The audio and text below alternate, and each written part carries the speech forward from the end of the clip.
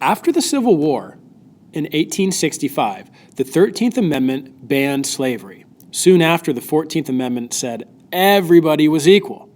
That didn't stop some southern states to come up with their own black codes to govern freedmen in the South after the Civil War.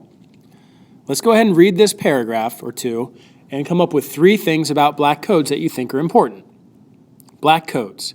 In 1865 and early 1866, the new Southern state legislatures passed a series of laws called black codes.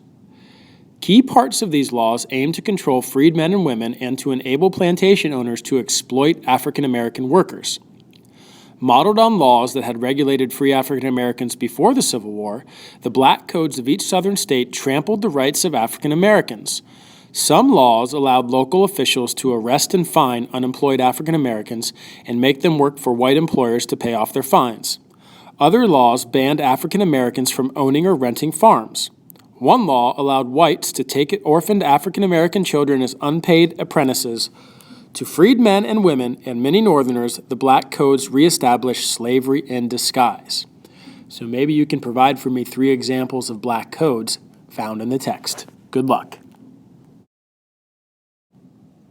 In the year 1870, after the Civil War, the 15th Amendment was passed, granting freed men, or former slaves, the right to vote.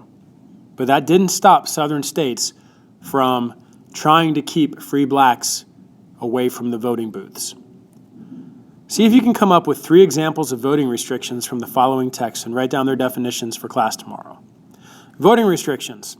The 15th Amendment prohibited any state from denying an individual the right to vote because of race. Southern leaders, however, found ways to get around the amendment and prevent African Americans from voting. Many Southern states required a poll tax, which was a fee that people had to pay before voting. Because many African Americans could not afford the tax, they could not vote. The tax also prevented many poor whites from voting. Another approach was to make prospective voters take a literacy test in which they had to read and explain difficult parts of state constitutions or the federal Constitution. Because most African Americans had little education, literacy tests prevented many from voting. Literacy tests could also keep some whites from voting. For this reason, some states passed grandfather clauses. These laws allowed individuals who did not pass the literacy test to vote if their fathers or grandfathers had voted before Reconstruction. Because African Americans could not vote until 1867, they were excluded.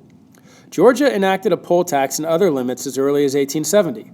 Such laws, however, did not become widespread until after 1889. African Americans continued to vote in some states until the end of the 1800s. Then, voting laws and the constant threat of violence caused African American voting to drastically decline.